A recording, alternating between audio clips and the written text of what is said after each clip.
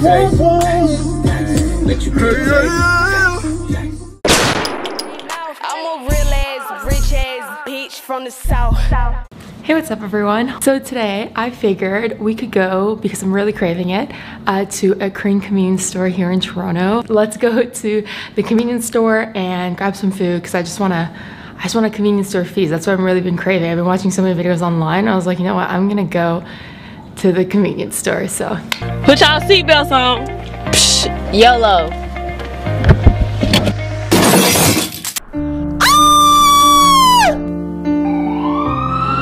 Please tell her to buckle up.